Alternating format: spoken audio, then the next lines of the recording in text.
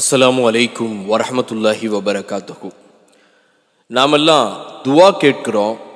அந்த துவாவை அல்லாஹு ரப்புல் ஆலமீன் நிச்சயமா செய்வான் அப்படிங்கக்கூடிய நம்பிக்கையில் நாம் துவா செஞ்சா அல்லாஹ் அந்த துவாவை ஏற்றுக்கொள்ளுவான். உறவினர்களை நாம் பகைக்காமல் துவா செய்தால் அல்லாஹ் அந்த துவாவை ஏற்றுக்கொள்ளுவான். சுத்தமாக நம்மளுடைய உணவு உடைகள் ஹலாலான சம்பாத்தியத்தில் இருக்கும் நிலையிலே அல்லாஹ் நம் துவாவை ஏற்றுக்கொள்வான். இப்படியாக நபிகள் நாயகம் ஸல்லல்லாஹு அலைஹி வஸல்லம் அவர்கள் துவா அங்கீகரிக்கப்படுவதற்கும் அங்கீகரிக்கப்படக்கூடிய நேரமாக இந்த நேரங்களெல்லாம் இருக்கிறது, இதில் கேளுங்கள், அல்லாஹ் உங்கள் துவாவை நிச்சயமாக ஏற்றுக்கொள்ளுவான் என்றும் சொல்லுகின்றார்கள். அந்த வழிமுறையெல்லாம் பின்பற்றியும் நாங்கள் துவா செய்தோம், அல்லாஹ் எங்களுடைய துவாவை ஏற்றுக்கொள்ளவில்லையே, என்ன காரணம் என்று பல நபர்கள் கேட்கின்றார்கள்.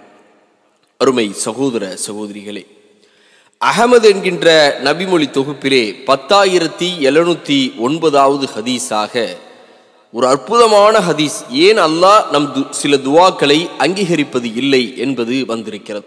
நீங்கள் இந்த உலகத்திலே நன்மையை எதிர்பார்த்து, உங்களுக்கான நன்மையை எதிர்பார்த்து ஒன்றை கேட்கிறீர்கள் என்றால் அல்லாஹு ரப்புல் ஆலமீன் அதை மறுமையின் சேமிப்பாக மாற்றுவான். மறுமைக்குதான் இது உங்களுக்கு நல்லது என்பதை அல்லாஹ் தீர்மானித்து அதை மறுமையிலே உங்களுக்கு கொடுத்து விடுவான், இந்த உலகத்தில் தரமாட்டான். அடுத்ததாக இந்த துவா, இப்போது நாம் ஒரு துவாவை கேட்கிறோம், அந்த துவாவை அல்லாஹு ரப்புல் ஆலமீன் இந்த உலகத்திலே உங்களுக்கு நான் அதை கொடுத்தால் அது தீங்காக மாறிவிடும் உங்களுக்கு என்பதற்காக அவனுக்கு ஏற்படும் தீங்கை நீக்குவான் என்று நபிகள் நாயகம் ஸல்லல்லாஹு அலைஹி வஸல்லம் அவர்கள் சொல்லுகின்றார்கள்.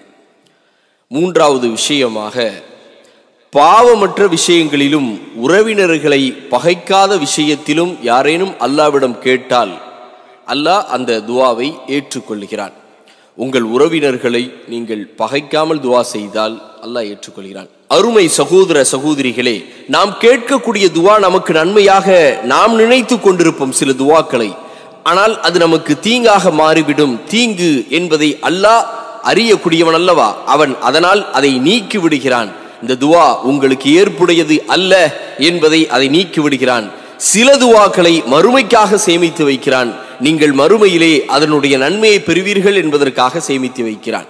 எப்படிப்பட்ட ஒரு கருணையாளன் என்பதை இதைவிட யாரும் சொல்லிவிட முடியாது. நபி ஸல்லல்லாஹு அலைஹி வஸல்லம் அவர்கள் சொல்லுகின்றார்கள், நம்மீது அதிகம் அக்கறை கொண்ட ரப்புல் ஆலமீனை நாம் எப்படி அவனிடத்திலே நெருங்க வேண்டும் தொழுகை மூலமாக என்பதை எல்லாம் அறிந்து நாம் இன்ஷா அல்லாஹ் தொழுகக்கூடிய மக்களாக இருப்போம்.